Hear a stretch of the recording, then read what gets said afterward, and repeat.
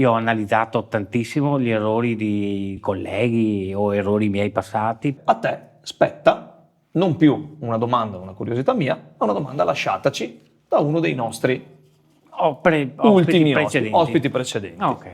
Cosa o chi illumina la tua giornata? La mia passione.